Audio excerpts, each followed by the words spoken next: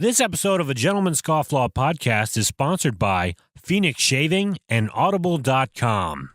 You are listening to the Gentleman's Scofflaw podcast. Listener beware. Rise and shine, the liquor store is open. I ain't got time for moping. I best be on my way. Well, I still got time to save my reputation. Time to go day drinking in this dirty little town.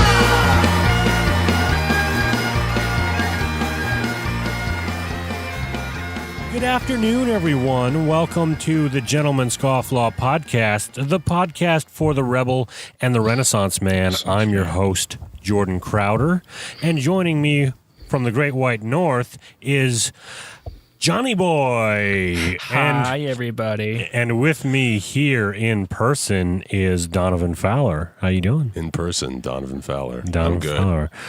I'm real swell. We're doing a little something different this episode. I don't know if you can hear, but we are outside. We're about to grill some burgers because it's 4th of July weekend.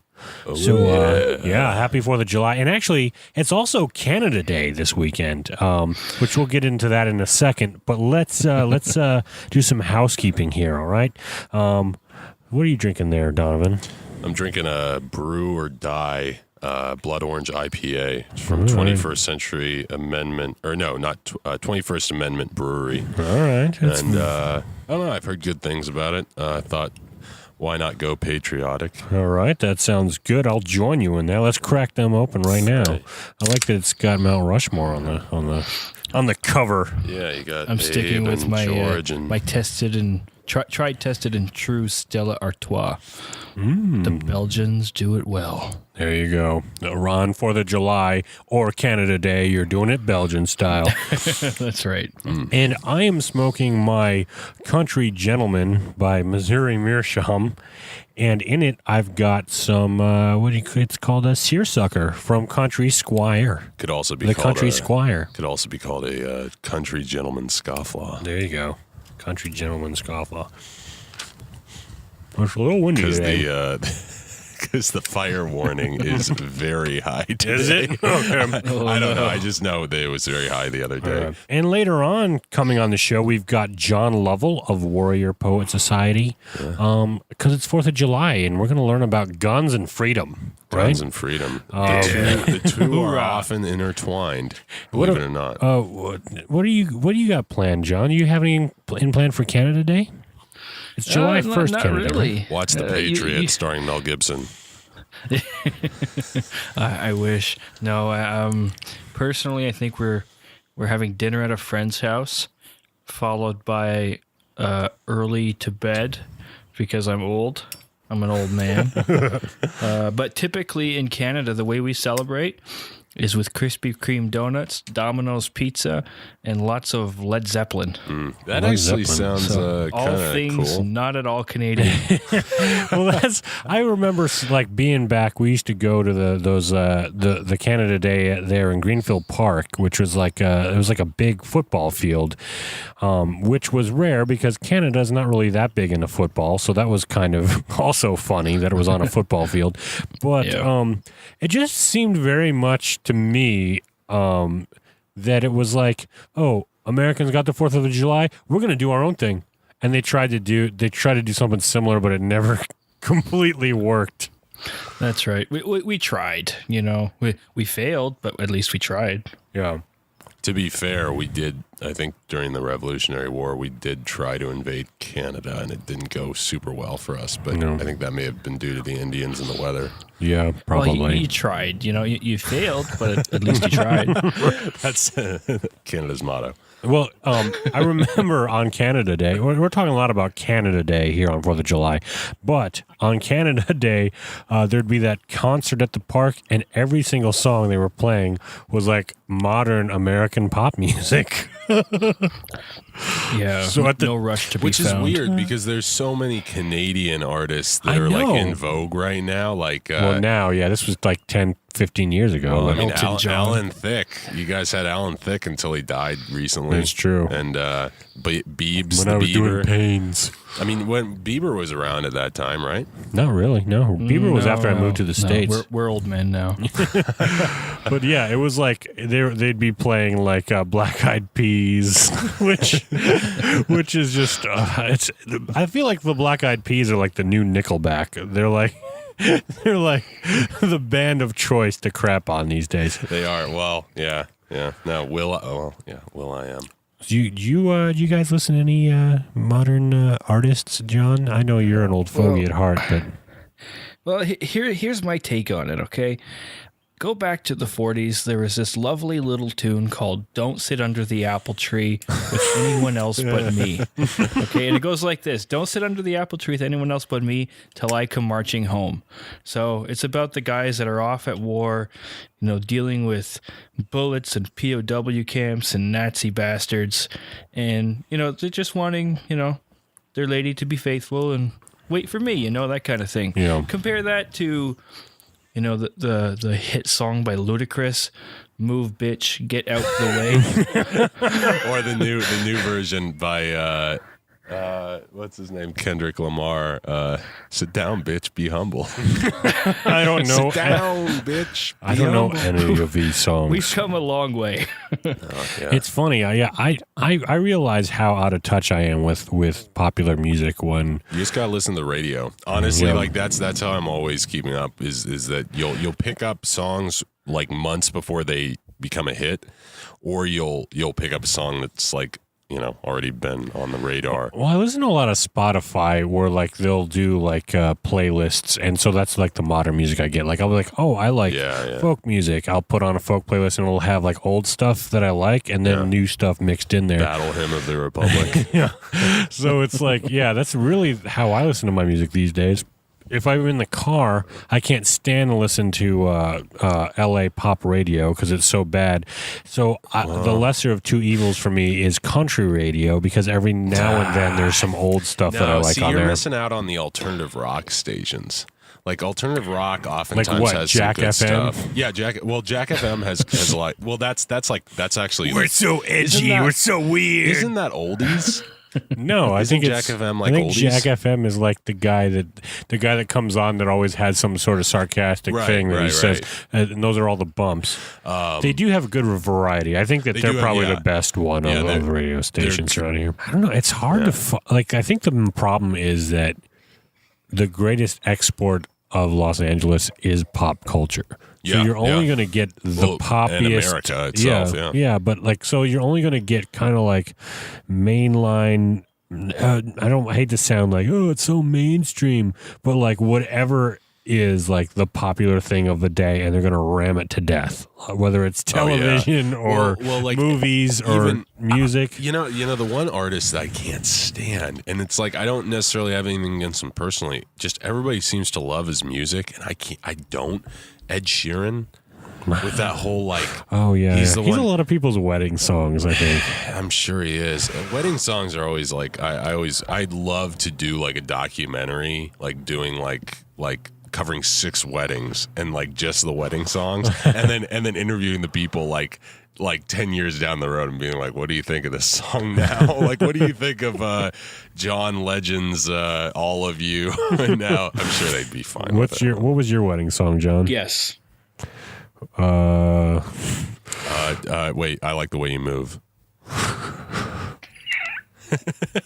Hey by Outkast. What was yours? Mine was. Why don't you tell me? What was it? You first, because I beat you already. Mine was I Melt With You, but it was a slower covered version by Nouvelle Vague of the Modern English song. No, I win. What'd Sam you get? Cooke, Wonderful World. Oh, that's a good one. Mine is going to be Move, Bitch, Get Out of the Way. Oh, all right. And that takes us to a segment called Does It Hold Up? Now, this is a segment where maybe like modern pop music or we see if things that we grow up with or things from yesteryear hold up, revisiting them as an adult. And because it's 4th of July weekend, we have what we got with us here are some legal fireworks for California standards. But maybe not even maybe legal. not even legal California, because who you probably knows bought it these in days? Chinatown. But Everything. so we have sparklers, which I don't know if you guys remember sparklers. You guys remember sparklers, right? Of course. And then poppets. So let's go ahead and do you have any? Did you end up getting any, John? I thought I had some sparklers. It was just a sparkly box of candles. Oh, John. All right, so you're gonna live vicariously through us. I mean, he is indoors, so we can excuse him on that one. All right. So the first one we'll do. Let's look at this poppets here. Okay. So it's like a red and blue box that looks like somebody put it together on MS Paint, and it says TNT Poppets, a fun trick noisemaker. All right, so let's open this up and Guaranteed not to blow your hand off. All right. So inside there looks like there's like a little cylinder, like a circular cardboard that kind of looks like the thing that goes around your shirt collar when you buy a new shirt. Play-by-play poppet. And inside, it's holding this little bag of. This looks like when you stuff your nose when you have a nosebleed. Like the little piece of little tampons, little tampon, or like the little piece of toilet paper that gets twisted up. All right, and little it's nose tampons. It's like a little baggie. All right, so and is that gunpowder in the bottom? I wonder what would happen if we threw one of these on the grill. Or a no, it's like hamster. it's sawdust. Oh, I was like, is it? So it's like hamster bedding. That's what it looks like. It's hamster bedding. Yeah, it's to keep Okay. keep them from All exploding. right, so I've got one ready to go here, and the idea is you throw this on the ground and get a big thrill. All right, I'm going to aim the mic. Let's see what this is like. Yeah, that's kind of fun, actually. I forgot about that one. It is kind of fun, but it's very short-lived. Yeah. It's meant for chillins, I guess. All right, well, I guess that kind of works. Can the viewer hear this? That was a dud. I'm sure they can hear I think this. it holds up. Yeah. I think it holds up. Yeah. You know what was really fun is when you throw these at army men. Now, granted, When you throw these at your sister. you would eventually. Nah, when I say army men, I don't mean like actual like servicemen. they would shoot you. That's when you frowned throw upon. these at veterans. Back in my childhood in Iraq, I would throw these at army men. But you get it. Well, that's okay. That's fun. I still think it's a fun thing to do. But let's look at the sparkler thing. So this just looks like it's like a cardboard box. I'm gonna throw the rest. No. There we go. All right, listeners are going to get annoyed with all this. All right, so you got the little sparklers. These are like the 4-inch sparklers. Yeah, I guess. I don't know. There's like they had like the huge sparklers, and then they had like when I say huge, I mean like you'd have to hold it with two hands. They were like, Huge. All right. huge. Okay, so Use your let me Zippo. light one of these here. And it's just basically it looks like a gray corn dog, a really slim corn dog. Very descriptive. All right, here we go. Instead of Actually, I a year ago, almost to this day, I lit some sparklers Why because can't- my sister's wedding, we had sparklers instead of how come it's taking so freaking long to light? because your lighter doesn't have a wind guard on it. Here, I'm gonna Stick it in. there. These might be duds. I'm calling dud on this. You got this at the liquor store in Hollywood, I didn't didn't you? get. There oh, you go. No. All right, so These are. hold it by the mic so listeners can hear. There you It's go. gonna catch the mic on. Oh, it's that gonna catch smell. the mic on fire. Well, It's got that sulfur. That's a great sulfur smell. Gosh, that smell does bring back memories, you though. can write in that if we're in night, you could write in the air. So you could go if you go fast enough. There we go. You can hold your hand by it. This is fun. This is still fun, I think. It's a neat little until it special goes out effect. like mine just did. They last for about 30 seconds, I'd say. Yeah. Yeah. I remember we used to do this. I'm sorry, I'm holding it by the mic. I remember we used to do this when we went camping when we were kids. This was always what we would do. My mom would buy, in the beginning, would buy sparklers, and she'd surprise us. And we're like, oh, look what I got for you that's fun. guys. And then we'd have sparklers. It was fun. Now, okay, so I guess given that we've kind of covered the basic bitch package of fireworks, let's go over what were your guys' favorite fireworks when you were kids? Like I don't know how much you guys did fireworks in Canada. It's funny. Most of my experience, because growing up camping, these were the only things we were allowed. Okay. And then we had a cottage in Georgeville, Quebec, growing up. Was it in Georgeville? Where was the one we went to? John? That wasn't Georgeville. Was that Georgeville? I don't remember the town. I think it was Black Lake or something. Lake Barron.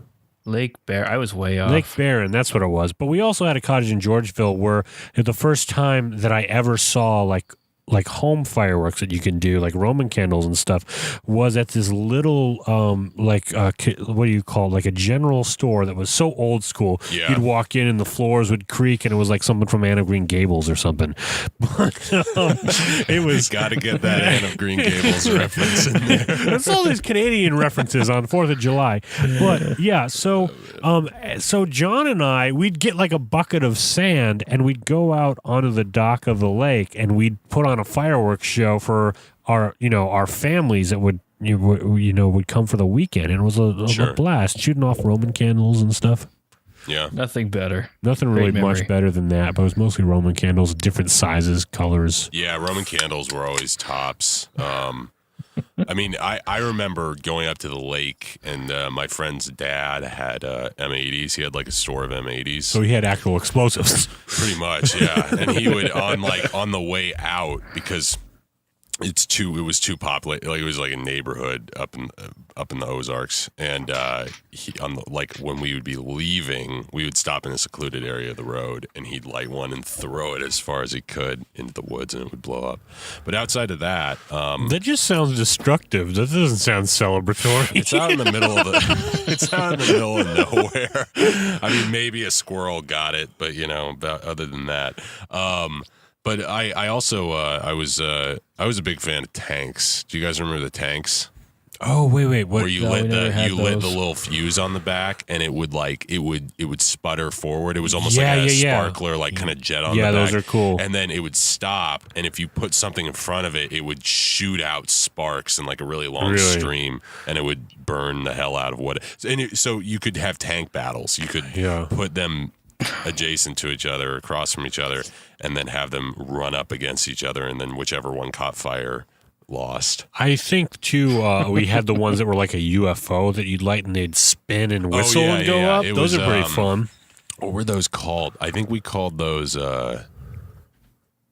shoot, I can't remember, but I remember those. Yeah, those were fun, too, yeah. Well, let's answer the question, guys. Does it hold up? Do poppets and sparklers hold up? Yes. I say they do. Yes. Unlike Peeps, the last time we did this, I think that these basic bitch Peeps. fireworks still do hold up. Let's blow up some peeps. How about that, guys? All right. We're going to go to a quick break and then come back with John Lovell of the Warrior Poet Society.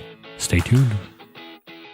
Now, this segment is brought to you by Audible.com. And for you, the listeners of the Gentleman's Scofflaw podcast, Audible is offering a free audiobook download with a free 30-day trial to give you the opportunity to check out their service. They're a great website, and if you like listening to podcasts, you like listening to audiobooks. And again, with this free trial, you can download any title you would like. I would recommend If at Birth You Don't Succeed, written by my good friend and friend of the show, Zach Anner. He's a hilarious guy, and he reads his own audiobook, which is rare. So that's a bonus. So download his book today. He's a guest of the show. You can listen to his book for free. Now, audiobooks are great. They work just like, listening to a podcast. If you like listening to podcasts, you like listening to audiobooks. Well, you're sitting there, cooking dinner, or you're at work typing some emails, or maybe you're stuck in LA traffic like I am, or maybe you're it's the weekend and you're just sitting back and doing some Pinterest crafts that you've always wanted to do, that you've had there on your board just waiting for you to tackle. You might as well listen to an audiobook while doing that. And people don't know that you killed two birds with one stone. You made an amazing Pinterest craft and you listened to the book. Now, I don't know which of our listeners are making Pinterest crafts, but there are some pretty manly crafts you can do on Pinterest. So go to audibletrial.com/gentscofflaw to get your free audiobook download and your free 30-day trial today. You won't regret it. You're a grand old rag, you're a high-flying flag, and forever in peace may you wave. You're the emblem of the land I love, the home of the free and the brave. Every heart beats true under it, white and blue, where there's never a boast or brag. But should old acquaintance be forgot, keep your eye on the grand old rag. All right, I'm really excited to have this guest. I've been following him on YouTube for a while. For a while. You know what? I got ahead of myself because I was going to say I've been following him on YouTube for a while, but he is known as the Warrior Poet, and I mixed while and Warrior Poet for a warrior. Excusable. Poet. All right, John Lovell, the Warrior Poet. Welcome, and thank you for coming on. Yeah, glad to be here. Thanks so much for having me. Thank you. I think this is gonna be a lot of fun. It's 4th of July, so I figured why not? Let's just talk about guns. That seemed appropriate for our 4th of July episode. Guns and freedom. For our for our listeners that don't know about the Warrior Poet Society and what you do, can you just tell them a little bit about yourself and what your background is? How you started Warrior Poet? Sure. So I'm a full-time tactics and firearms instructor. That's kind of my day job. Out in social media land, I've got a YouTube channel and I'm on Instagram, and I'm kind of leading up a movement that's really gained a lot of momentum. I'm excited about. It's the Warrior Poet Society, and the idea is that we were mixing conviction, heartfelt conviction. We're lovers of people. Mix intellect. We're trying to fight not just harder, but fighting smarter. And then we're skilled in violence so that we'd be able to be better protectors. So that's the idea. We love people and we want to defend them, whether that's families, neighbors, coworkers, or whatever. So we train to that end. We're people of conviction, and we're planners, we're thinkers. And so that's kind of the whole idea. Yeah. So, well, that's really awesome. I think that a lot of the country, well, at least out where we live, in Los Angeles in California, in urban California, people have this idea of the rest of the country of anyone that's in the tactical things or guns as just being, these yahoos, these guys that just want to start fights and pew pew pew yeehaw kind of thing. But what you're talking about is really, it's not just the physical, but it's also the mental, the spiritual kind of aspect of things of why it's important to have some knowledge in tactics. Yeah, absolutely. So I've definitely had my fair share of violence and fighting. I was an ex-special operations guy and did a whole bunch of combat tours in my time in. And so, I've had enough of violence. I don't like it. I'd rather avoid it for the rest of my life. But the fact of the matter is I don't get to decide that. Yeah. I mean, if you look at, according to the news, man, active shooter stuff and just crazy violence is just seeming to just come out of the woodwork. It's everywhere, isn't it? Yeah. It's crazy. And so when you see stuff like this active shooter stuff, for instance, which is becoming just a pandemic, the only way to really stop someone with a gun is with a gun. Yeah. I hate to say it, but I mean, I think it is that simple. Yeah. And so we need protectors. We need folks that are out there saying, you know what, this happens around the world, could happen anywhere, but not in my neighborhood. Yeah. not in my workplace, not while I'm watching.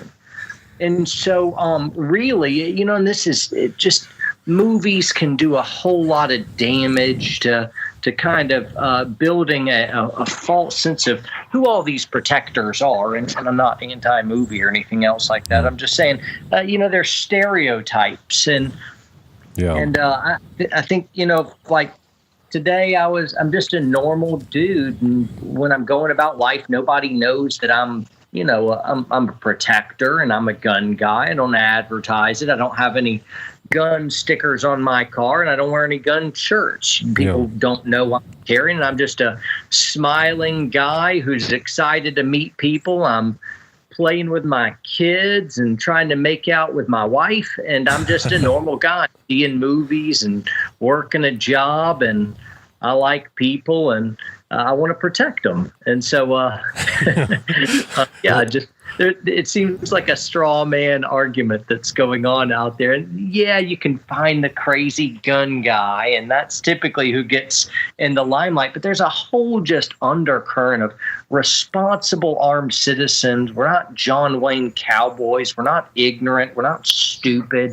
We're not loose cannons. We're just normal people who have wised up that there's some real threats out there, and I'm gonna prepare myself so I could protect me, mine, and anyone else that's out there. Yeah. Well, it's like we were talking about this earlier on another episode. Like, there's this idea of like, oh, I'm not into guns or I'm not into violence, but it's like you really can't take that stance if you're not yourself capable of that. You know what I mean? Because it's like it's a matter of being able to control violence and to have restraint to be able to protect it and protect the people you love and know when to use it when it's appropriate. And I feel like that's what's missing. Yeah. That's good, man. It's also I find like you know, in your stuff, you know, you talk about situational awareness and the sort of mental discipline to be able to keep that up. And I read a quote from General Mathis recently saying, you know, like, what is it? It's like you have a plan to kill everybody who's in the room with you, you know, even though, you know, obviously that's not your intent. Yeah. But like if things go south, like you always have to be on the ball, you know, when it comes to bad people doing bad things. Yeah. And my dad always said, he's like, always called the gun the great equalizer, right? Because it doesn't matter what your size is or what your sex is. If you're weaker or than a bigger, stronger person, the gun is, you know, makes everything very even very quickly. Sure.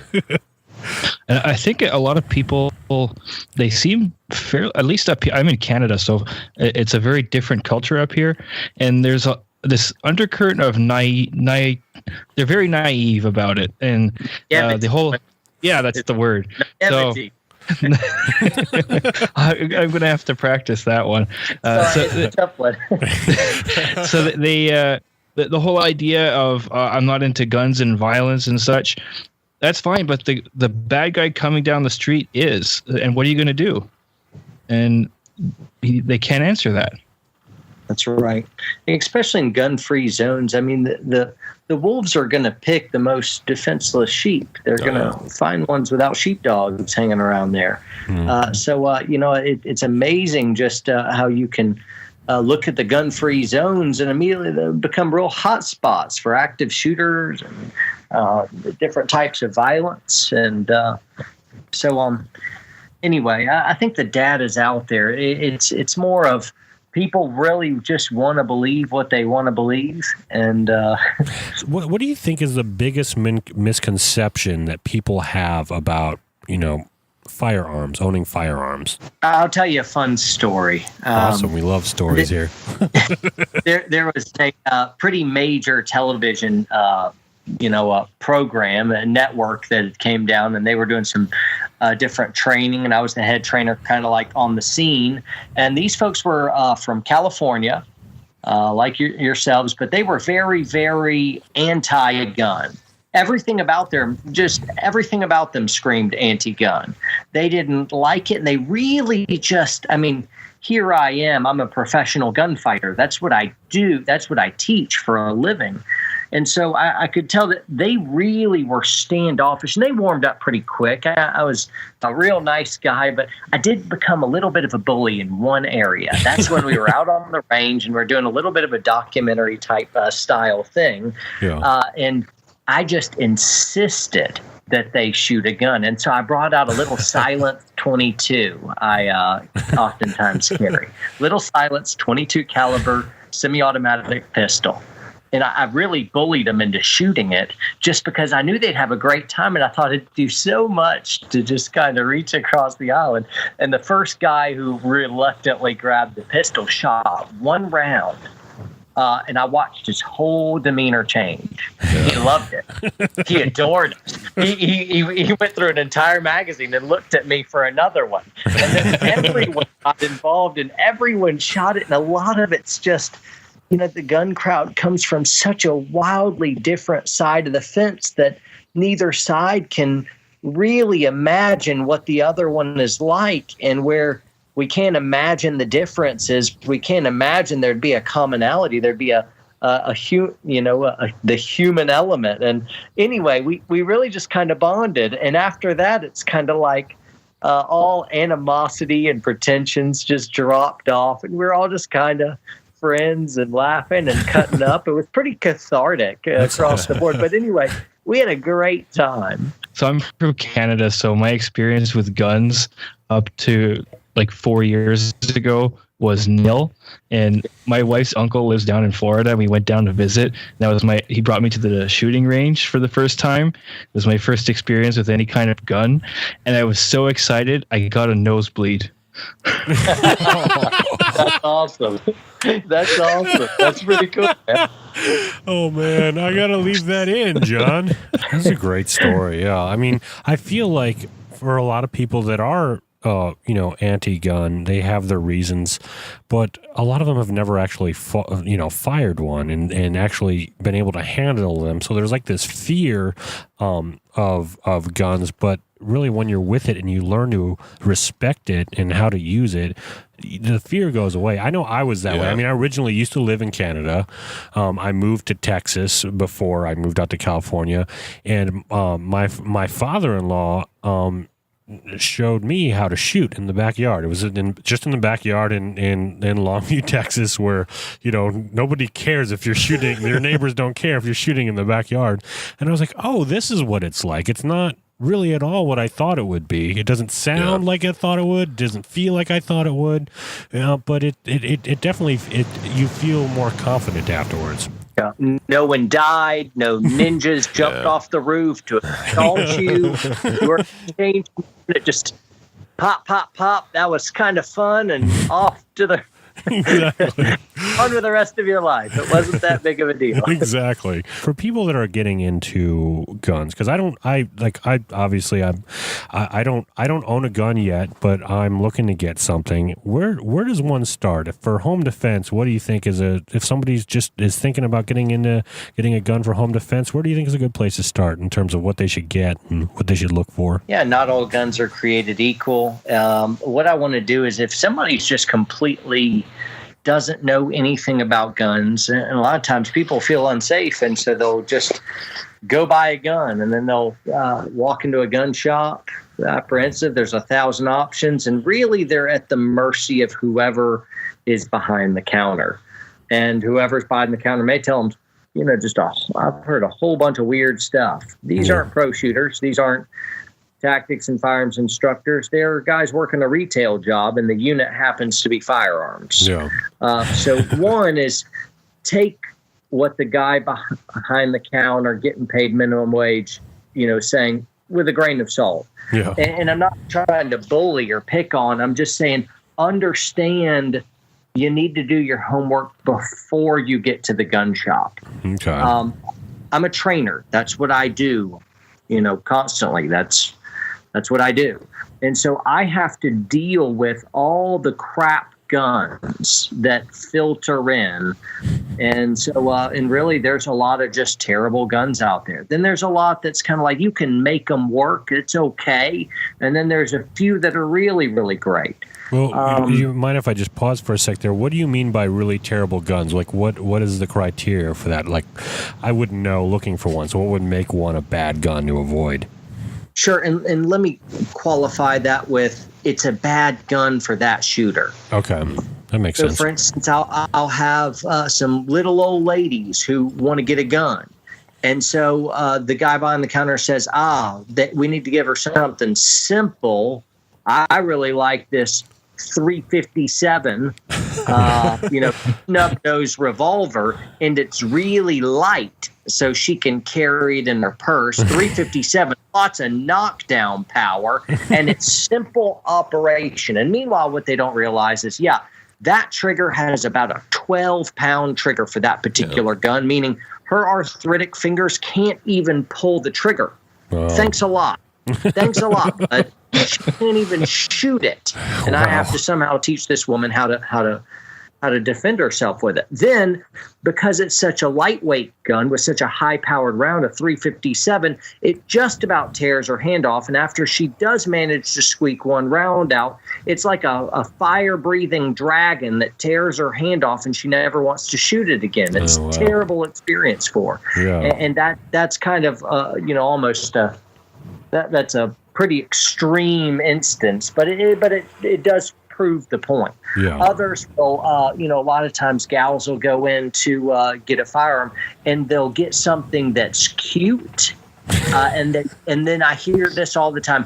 I really like the way it felt in my hand. That's what they say. Okay. And, I guess that's something, but then they come to me and I'll say, well, the very first thing I'll say is, but you're holding it wrong. Holding it wrong. You don't hold it You're like holding that. it by the barrel. And so, half their criteria is like it was cheap, it was cute, it was tiny. Tiny guns are very hard to shoot quickly and accurately. Yeah. You want something that you'll be able to shoot under stress when you're terrified, afraid. You've got enough ammo capacity that you get a few extra shots. It's not going to malfunction. The round isn't so powerful that you can't manage the recoil, and it's built for a good thumbs forward grip with an isosceles stance, which is really what we shoot now is a thumbs forward grip. And I can't really show that on a podcast. Well, we could link to a video of yours in the show notes of anything that you mention here. That way people could go and watch it after this.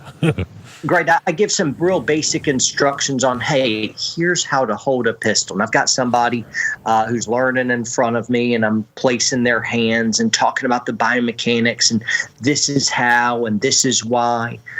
So there you go. If you don't know what to get, and you want something for home defense, pistols are not the greatest option. I do a video on this exactly on YouTube, and you can just find best firearm for home defense, John Lovell. And that video will pop up. And I kind of make a graph that deals with a whole bunch of different metrics, a whole bunch of different little indices so that we can get a good, clear picture, and it's not going to arrive at the crowning, this is the end-all, be-all firearm. It's really trying to cater it and fit it to the weakest shooter in the house, what you're trying to accomplish, recognizing that, ammo capacity is a big deal. How easy is it to manage and recoil? How likely is one shot placed on that round going to hit the target? The ergonomics, how long is it so that you can wield it around? What type of safety mechanisms is on it, and how long is it going to take to defeat that? How quickly can you get on target with that? What accessories which would allow you to shoot in low light environments? Okay. I just rattled off 7 or 8 just of those ideas just from the top of my head. Yeah. And so really what I'll come up with is what I use is a M4 AR style carbine. Okay. Something holds about 30 rounds. It's the same thing that military guys, and I was a military guy, of course, so SWAT team guys, they're clearing rooms with them, and if somebody breaks into my house, well, that's just a bunch of angles. Those guys choose that gun for a reason. Yeah. You can shoot it very quickly, very accurately. It's a round that, easy to place, and a whole bunch of them. You can stop a threat pretty easily. Good accessibility or accessories that you could put, easy to operate flashlights. And I really like that. A shotgun could be okay. If you're going to get a shotgun, get a 20 gauge, not a 12 gauge. Okay. A 20 gauge is better. It's very close to performing, stopping a threat. Yeah. Like 12 gauge, it's not quite as powerful, but it's close enough, and the recoil on it is not nearly as bad. So if you have your wife, a 20 gauge is exponentially better than a 12 gauge. Okay. The 20 gauge would still put someone down, but she may actually be able to control it so that if she had to fire a follow-up shot, she could. Yeah. So a 20 gauge is something that I'd recommend. 20, it's great. I love the shotgun. You just don't have a whole ton of ammo. And so make your shots count. I mean, when I think of a shotgun now, I think of Bill Burr, the stand-up comedian. He had a bit about how, like, living in an apartment with a shotgun, he just wants to take out the intruder, not do drywall work. Is there any truth to that? So here's a common fallacy of someone breaks in coming in from the east. So you point your shotgun toward the east, and everything in that direction and dies. Okay. Like somehow, you fire. Like, I like a shotgun because I don't have to aim. And I'm like, it's not doing what you think it does. Yeah. Out of a shotgun that's not a sawed-off shotgun or really, really short barrel, something like a buckshot is expanding. The group is expanding about 1 inch per yard. Okay. So you think about the normal rooms in your house. Yeah. You may see like a 4-inch, 5-inch spread, a 6-inch spread here, and it may be a little bit under that too. Okay. So you still have to aim. Yeah. You don't just, they're coming in and you point somewhere generally in the direction, and that's going to stop them necessarily. You still got to aim. Yeah. So, and the drywall, insurance can pay for the drywall. you stop the threat, but his job is to be funny, and I think he pulled it off. So good job being funny. Bad job saying anything of value for home defense. In other words, don't listen to comedians when it comes to home defense. But he's actually a big supporter of the First Amendment. But it's just, I thought it was a funny bit. Second Amendment. Sorry, first and the first, obviously, because on TV. I got the amendments. He's but also he says things that not a lot of people like, and in Canada you could actually get sued by the government and put in jail if you say something they don't agree with in a comedy show. But that's another story. Wow. That's why it's great to live in America. Yeah, exactly. 4th of July. But so you think that for conceal and carry, then what would be the best thing for somebody starting out and doing that? Obviously, we can't do it in California. I can't do it without permission from the sheriff for something, the county sheriff. Yeah, California's tough. In Texas, my adopted home state, everybody carries there. Yeah. Sure. So Glocks are amazing guns. The price point's low. The reliability is amazing. Resale value, it's a fantastic gun. It seems like every pro instructor I run into, guess what they're shooting? Glocks. All the world champion competitive shooters, they're usually shooting Glocks or Smith & Wesson M&Ps, another great gun. I love Glocks, and that's what I carry. I got a bunch of them hanging around the house, and I carry a Glock 19 on me every day. A Glock 19 is a 9mm. I highly recommend a 9mm. 45 is out, 40 is going out. 9mm is standing the test of time, and that's what everyone's flocking to. Now, some of your listeners just clicked off as soon as I said that. If there's anybody in your old alma mater, home state of Texas, I think just committed blasphemy, but really it's not about a slightly bigger round. 9mm advances in 9mm technology. The round is expanding to something that comparable to 40 and 45. It's smaller, but it's comparable, truly. And it has far less recoil. So anyone that can shoot a 45 could shoot a 40 caliber faster and more accurately. Okay. Anyone that can shoot a 40 caliber, could shoot a 9mm faster and more accurately. And it's not about a slightly bigger bullet. Okay. It's about the placement of the round, which is everything. Right. And so I highly recommend a 9mm. I can handle a big round. Yeah. I choose the 9mm, and guess what? All my instructor buddies choose the 9mm. All of them for the next generation. And there's a few exceptions here and there. But, so the Glock 19 is a 9mm. It's kind of a mid-sized gun. If you wanted something smaller, I would recommend the Glock 42 or the Glock 43. Okay. Both are fantastic. They're subcompact. They're very small guns. I don't like recommending really small guns, but this is something that is small enough that you could really still fight with and defend with if you had to. Yeah. So that's what I got for my wife. She's got a little Glock 43, which is a 9mm, and then there's the Glock 42, which is about the same size gun, and the wives will love it. They'll look at that and be like, wow, that's I can actually carry that in my purse. I could carry that on me. Not in California. Does it come in pink? In California, they'd be like, people actually carry these things? Yeah. Why? Yeah, I know. Watch the news. Watch the news. I know people are so afraid of it here. I even went to an improv comedy show where they were somehow they got into guns, and all the guys were talking about guns, and you could tell none of them had ever fired anything and had no clue what they were talking about. And it was actually kind of sad to watch. Like, oh, these are the people that are writing our TV shows and directing our movies. Well, like you said, it's like there's a lot of misconceptions with firearms that are spread by like Hollywood in particular, like the whole like myth of, if you drop it down like a flight of stairs, it's just going to start going crazy and kill everybody in the room. It's like very, very rarely. I think that was a Simpsons episode. Yeah, or but it happens in action movies where a guy drops his gun and it goes off all the time, and like it's what was that one? It was an Arnold Schwarzenegger movie. Oh, it was True Lies. True Lies. True Lies. Yeah, there we go. Killed everyone. What's the name of that guy? Jamie Lee Curtis. Was that her? Yeah.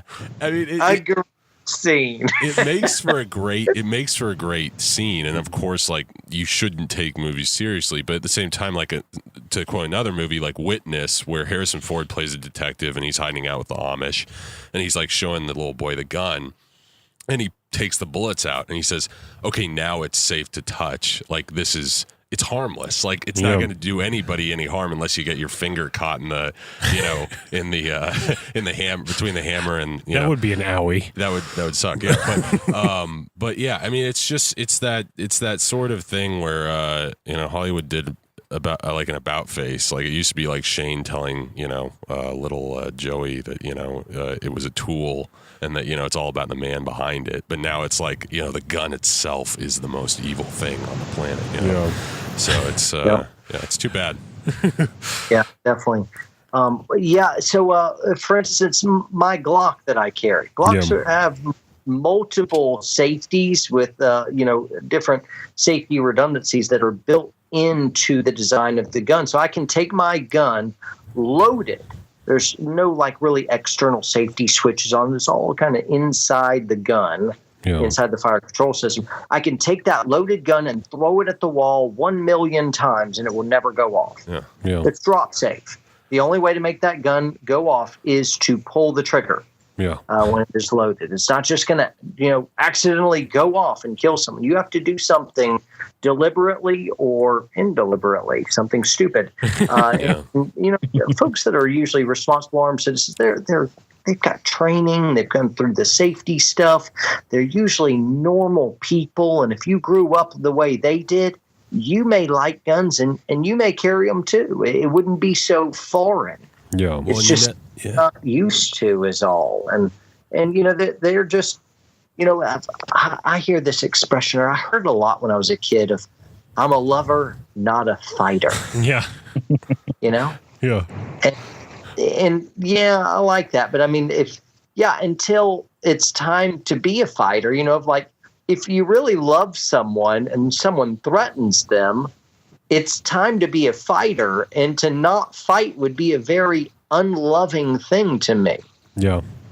Well, you got to be both. It's we're lovers and fighters. We're warriors and we're poets. Yeah.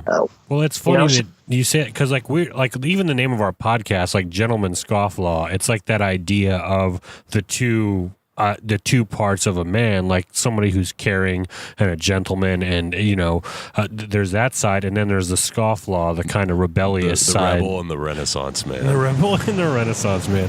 But it's funny you talk about that, because I a couple of years ago, and as someone I want to get back into doing, but I was taking Gracie Jiu-Jitsu, and that's one thing that they talk about a lot. It's like people say, "Oh, I'm a lover. I'm a fighter." I'm not a fighter.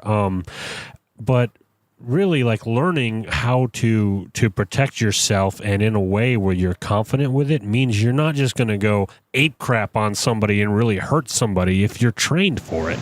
So, I mean, talk about that. Like, I mean, obviously, the training is the most important part. All this, I mean, we could talk about types of guns all day, but if you're not trained for it, none of it really matters. So where should somebody start training? Sure, great. And hey, I'm so proud that you were jiu-jitsuing it up, brother. Good for you. I want to get back into it, but it was a lot of fun. Hoist Gracie, I met a little earlier this year, hung out with him for a while, interviewed him on my YouTube channel, and it was just kind of a fun, stupid, whatever. But there's a man that can kill you very easily. Yeah. It was just, I mean, if he's walking around and, I know he sees all the angles, and he knows how to kill you real quick. And he's just a smiling, nice guy. Yeah. And in the same way that a trained martial artist, and they're all over California as well, just because they know how and they have the capability doesn't mean they're, tying their black belts on and kung fuing everyone on every street corner. It's a skill. It's for the responsible citizen. Now, if someone doesn't have the training, but they want to do harm, they can jump in a car and drive down the sidewalk and kill a bunch of people that way. The gun, again, I guess I'm just returning back around. And something you said, stoke the fire again, but somebody wants to do bad. I mean, a vehicle will be far more efficient weapon for hurting people than a lot of times your gun will. You asked me about training. Yeah. Training's my deal. That's what I do. Yeah. And so obviously I'm going to be pretty picky about it. What I'm looking for good training, somebody who understands the entire fight. I'm not a sport shooter. I'm not a hunter. I train people to win violent encounters. Train the good guys. Yeah. So you got to have you can't be a felon or anything to be able to train with me and be a U.S. citizen and prove that. And so anyway, but I guess what I'm looking for is all right. First, let's pick a good gun for you. You're not going to know how to pick that. Here's some options. What do you like? Good call. Go with that. Now the next thing is, this is how you hold the gun. This is how you stand. Here's your fundamentals. Here's trigger control. A lot of people don't realize how ridiculously hard pistol shooting is. Yeah.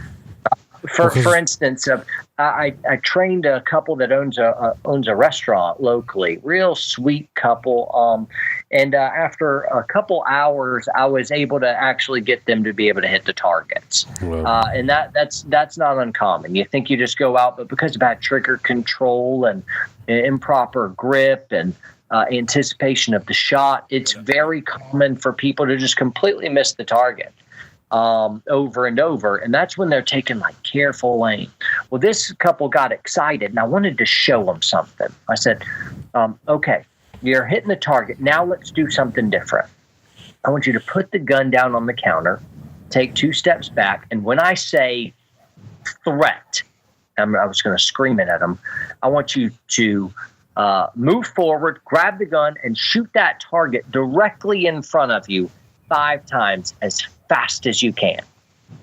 And here's the guy who had just done pretty decent on the target, shot 5 rounds as fast as he could at the target that was literally right in front of him.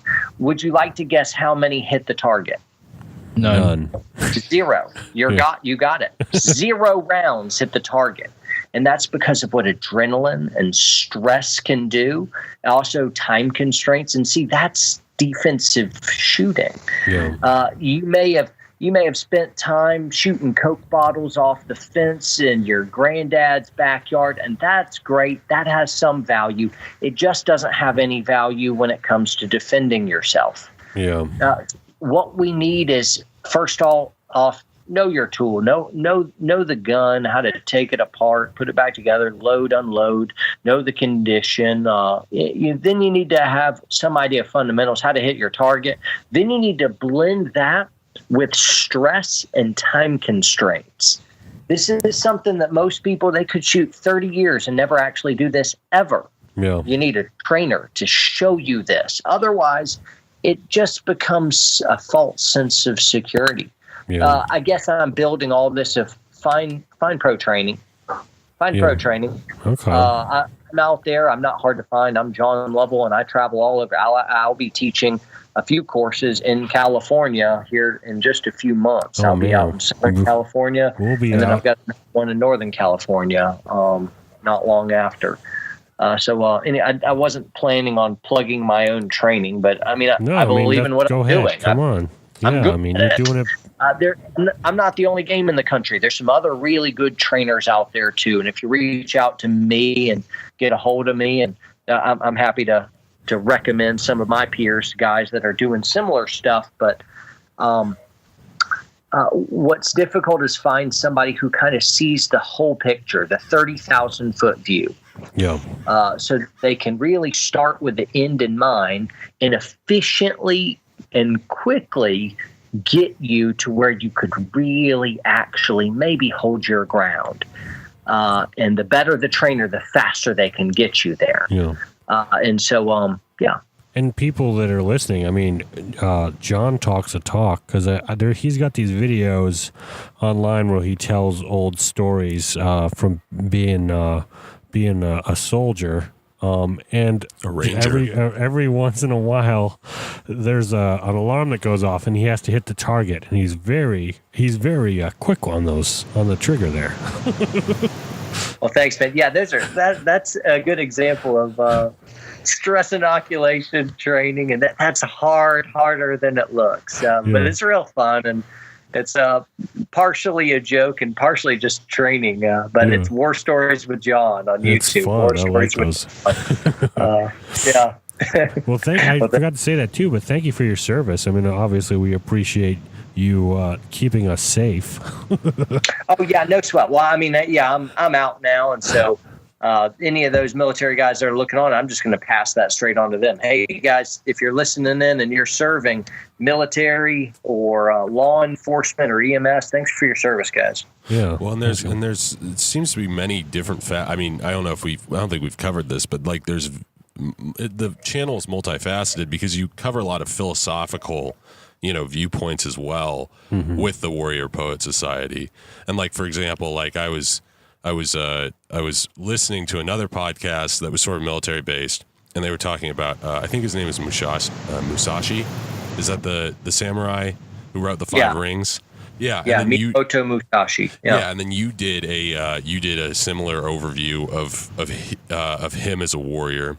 And it was just interesting to kind of hear the two different viewpoints, because when I was listening to the original, I kind of looked into them and saw some things that, I liked and I didn't like. I liked some of his discipline, and I thought he was a little bit, maybe sociopathic in another area. But you had the right viewpoint on it, and that's what really drew me to your channel, was that it really, you were talking about training and, being able to fight, but having the discipline to, show restraint mercy, or protecting the innocent and things like that. I mean, it is a very philosophical kind of war. It's a warrior's philosophy that kind of comes with all this technical tactical side of it that I really like. So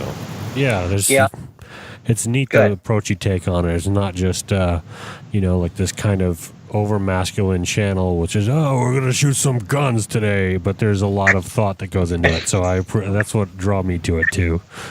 I appreciate it. Thanks, man. I think it's the total man or woman that factors in. I'm not trying to put on airs or anything like that, or be the toughest dude in the room by any chance. Of no, we're real people. When I was in the military, I've heard an expression. Actually, it was before I was in the military. Everybody's heard it, but there's no atheists in foxholes. Yeah.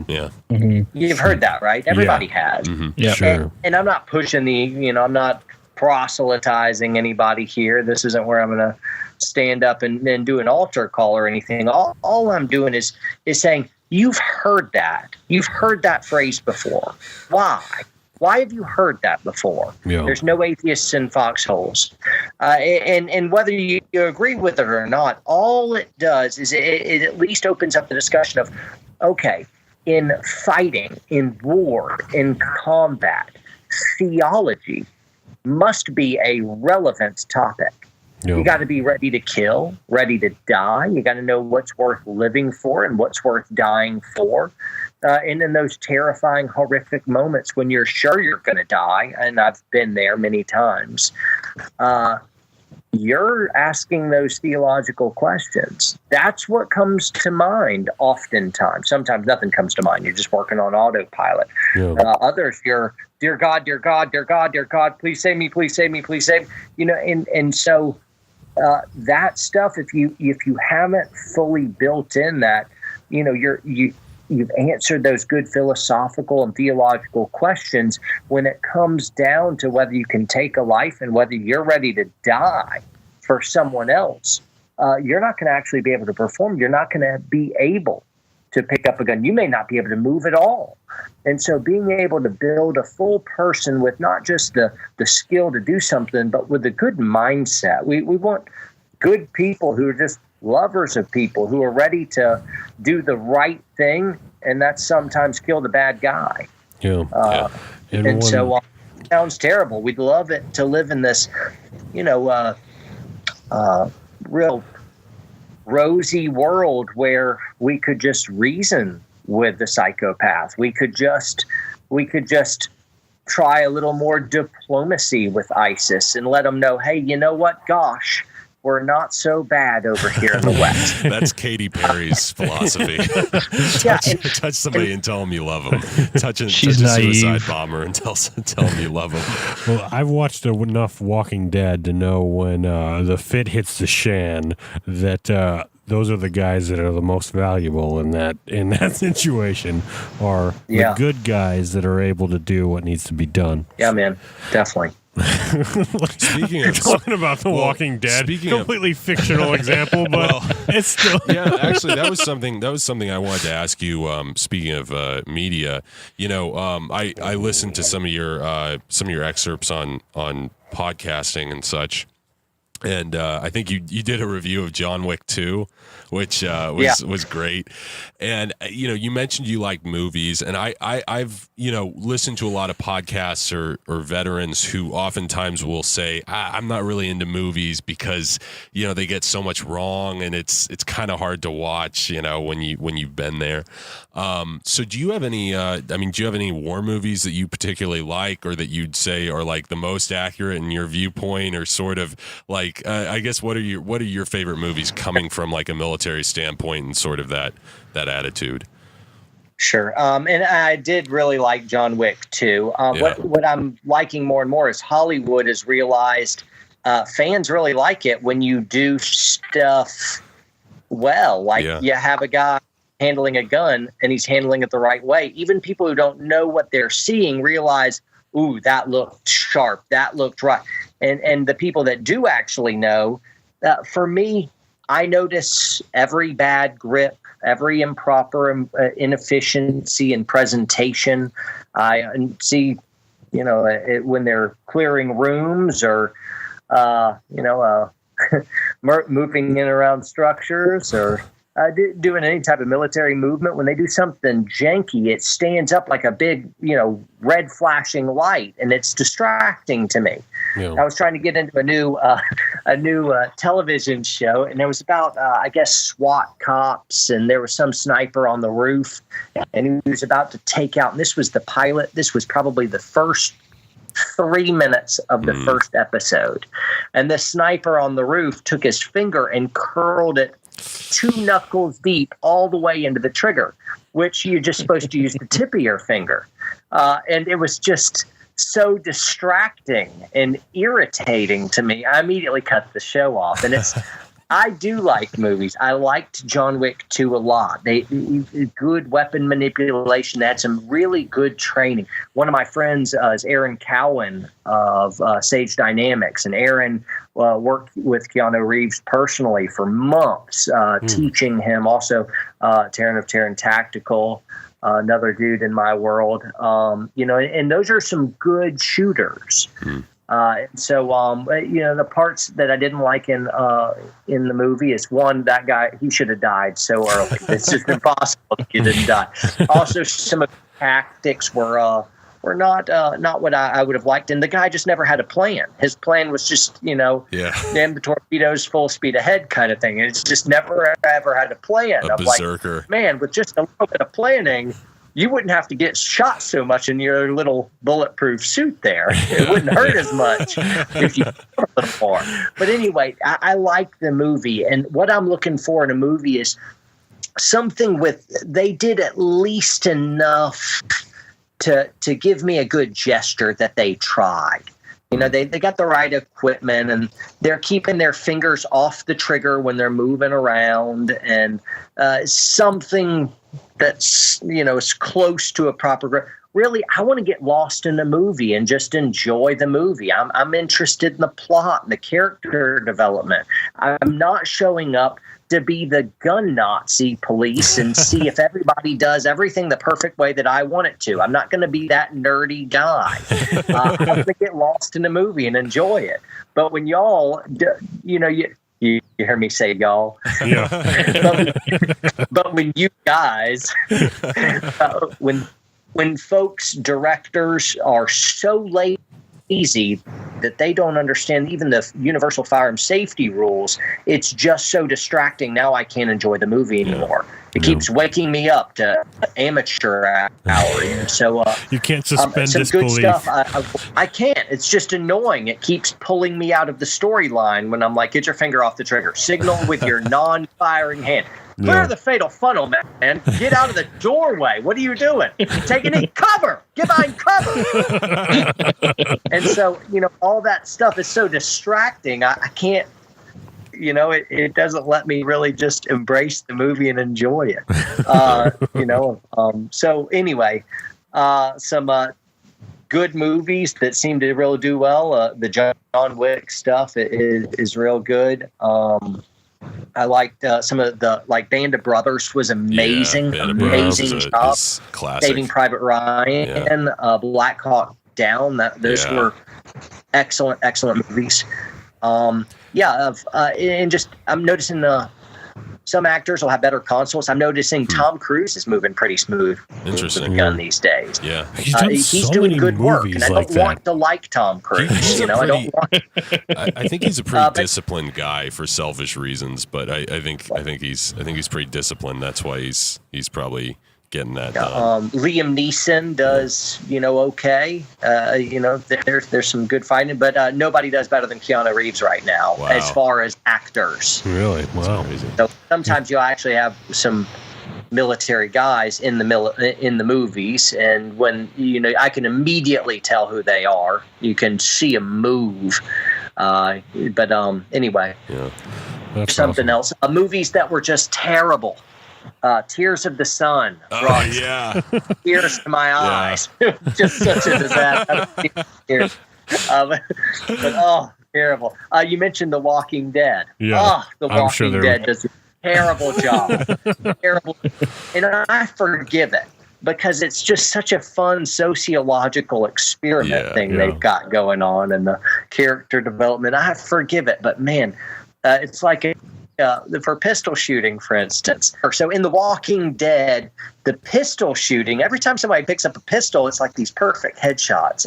And I'm watching them anticipate the shot. I'm watching them jerk the trigger. I'm watching improper finger placement. I'm watching improper grips with non-existent platforms. I'm watching them close their eyes when they shoot. And it's all wrong, wrong, wrong. And I would be so shocked if they got within 5 feet of that zombie. And just terrible weapon handling and shooting. And then when they it's funny that rifles, you watch The Walking Dead and say, that would never happen, but for a totally different reason. It's not the zombies, it's the shooting. A bunch of Walking Dead. Yeah, I'm fine with that, but he squeezed the trigger the wrong way.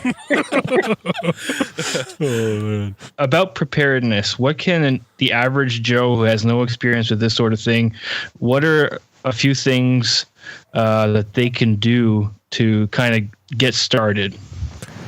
Sure. One thing is I'd want to know kind of what scenarios are you worried about? What are you trying to accomplish? Is it kind of like, hey, in case a hurricane comes through or a tornado, earthquake, or there's just a few days, you need just a few days, then there's something of, we got all kinds of, I probably got about half a year of food here at my house of just stored food. Ready to go and ways to cook it. And I guess I'm more prepared than I let on. So first off is I worried about the first few days. If you couldn't get to a store, if things were closed and typically people just don't have a whole lot in their pantries. They think they do because it's full, but it's all like unedited or unedible stuff, Yeah. Having some emergency storage food stuff with shelf lives of 20-something years, that's good to go ahead and have a week or two of food. You can handle that. I highly suggest it. See, the problem is when you try to warm up into this and you really think it is a concern and you want to grow toward a certain direction, by making little tiny steps in the beginning, you end up just kind of wasting stuff where you wish you would have just gone the bigger route at the beginning, and it would have saved you a whole lot of money. Yeah. That makes sense. First off is don't invest all your eggs in one basket. You need to diversify stuff. One is let's cover the firearms area. You want a firearm for every person who's of age to shoot in the house. Mm-hmm. Rifles are better than pistols. So AR platform, M4 platform, that's fantastic. Have pistols and stuff and have lots of ammunition for it. I don't like a whole bunch of calibers. I don't want 100 guns in my house. That doesn't do any good. I can only shoot one at a time. I want just a few that all share the same caliber. So I can stockpile just a few calibers, not a whole bunch of calibers. Yeah. Then let's see, food. You'll want water. A lot of times you can get something simple like a bunch of just water jugs. And if you thought you were about to lose water or power, some of them will allow you to fill up a bathtub. There's something you can fill up a bathtub I've seen that. Have water there, and then you can filter that water. A lot of people want to bug out. They get in a vehicle and go somewhere. The problem is in bugging out is it's kind of like the grass is always greener. Yeah. And now you're getting in a situation of, unless you have some place that's already planned and prepared, remember, wherever you're at is probably the place where you have community and the most amount of resources. Yeah. And it's very dangerous to travel if some of these events actually did befall you. And so hunkering down, locking doors, and you got food and water and guns. If you had some ham radios, but that requires a little bit more know-how as well. You can't just start doing that. And some type of power source, a generator, that's could be pretty pricey, expensive. So I guess a lot candles and propane stoves so that you can cook. flashlights with lots of batteries. That kind of stuff could at least start getting you in the right direction. No, I'm thinking about how much that's going to cost. in like a survival type situation, like if the apocalypse happens, how important are booby traps? Yeah, I'm probably gonna skip that one. Most booby traps are illegal. I mean, sorry, I can't actually.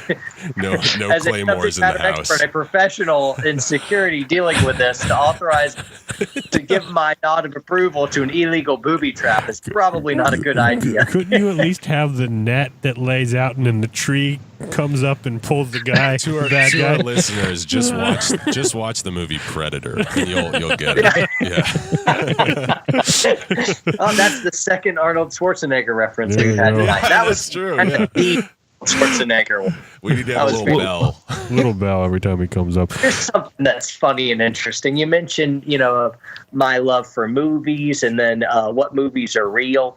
When I was a kid, I watched the movie Predator, and I watched these huge guys, Arnold Schwarzenegger and Jesse Ventura, and there was a couple others, and these guys are just massive bodybuilders. And then there were like these three nerdy guys that weighed like $150 a piece. Yeah. And I'm like, how did these guys get in there? Then I grew up, went across the pond a few times, fought some whatever, and did my special operations thing, and I returned and I watched that movie as a man, as a veteran. And I realized that those nerdy guys were actually probably former special forces guys. Yeah. They were probably the real deal. And these big hulking guys of like special operations guys, average size is about 5'9", 170 pounds. Yeah. They're little guys. They can jump through a window and clear three rooms before Arnold can get out of the truck. Yeah. They're agile. They're agile. They can kind of go on forever. But those big dudes, just huge rippling muscles. That's a lot of weight to carry up and down mountains. Well, thank you so much, John, for coming on. Where can people find you if they want to train with you or learn more about you, watch your videos? Sure. So if you're a YouTube person, type in my name, John Lovell, or type in Warrior Poet. Not hard to find. I'll pop up right away. The channel's growing quick. Thanks, guys, for your support with that. My website's warriorpoetsociety.us. Instagram, Warrior Poet Society. I'm there as well. Facebook, Warrior Poet Society. John Lovell. I'm easy to find. If you try to find me, you'll find me. Okay. But you don't usually hear thanks, hear a guy of your caliber say that I'm easy to find. You're supposed to be like, I'm a ninja. You'll never find me. I'm easy to find online. We'll bleep out your location when I asked you where you were calling in from. Yeah. Well, thank you so much again, and you have a great 4th of July weekend. Thanks, man. You guys as well. Thanks. Thank you. This part of the show is brought to you by Phoenix Shaving, makers of the most excellent aftershaves, shaving soaps, and all things traditional man. One of my favorite products of theirs are their aftershaves. Phoenix Shaving intentionally blurs the lines between traditional aftershave and classic cologne. Each batch of aftershave cologne is created by using traditional perfuming methods, giving the wearer a high dose of quality skin food matched by the staying power of berry white. Now, I tell you, this stuff is amazing. It'll make your skin feel great after a shave, and the alum and menthol just removes all irritation and razor bumps. They have classic barber scents and even more creative soap and aftershave fragrances. Like, my favorite is the Tombstone scent. It smells like leather, tobacco, and gunpowder. Pretty unique. So ditch those vials of chemicals you buy at the drugstore every month and grab some artisan soap and aftershaves from Phoenix Shaving. Go to gentlemanscofflaw.com/shave to help support the show and get some fantastic manly grooming products. Phoenix Shaving. Shaving outside the box.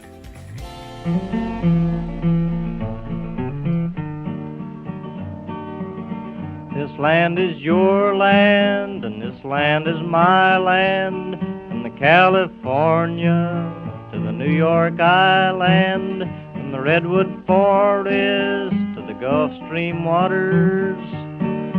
This land was made for you and me. All right, that was a great segment again with, not again, another great segment. I'm just tooting our own horn. We just got great segments here. Another great segment But a great brought to you by the Gentleman Scofflaw Podcast. With John Lovell. And we're going to go to that course, his shooting course. I would love to. That It'd would be a lot of fun. my delight. So anyone in the SoCal area that wants to join us, we'll get a group together and go shoot together. But please don't shoot me. All right, we're getting towards the end of the show, and you know what that means. Somebody won something. Somebody won something. All right, let's get a drum roll, guys. I'm just going to throw the burgers on, and I'll be your drum roll. And the winner is Italian Classic Shaver. Italian Classic Shaver, you are getting a Cavendish aftershave and cologne, courtesy of our friends at Phoenix Shaving. And that's it for this week, guys. We're about to grill some burgers here. Here you go. Throw that burger on the grill there, Donovan. There we go. All right. You guys, our Canadians up in the Great White North, have a great Canada Day. And, of course, have a great Independence Day weekend. John, you are a gentleman in scofflaw, my friend. Happy birthday, Merica. Donovan, you are a gentleman and a scofflaw, my friend. And so are you. Happy 4th of July. And you guys have a great weekend. This has been the Gentleman Scofflaw Podcast. Follow us on Twitter, Facebook, and Instagram. Subscribe on iTunes or your favorite podcatcher.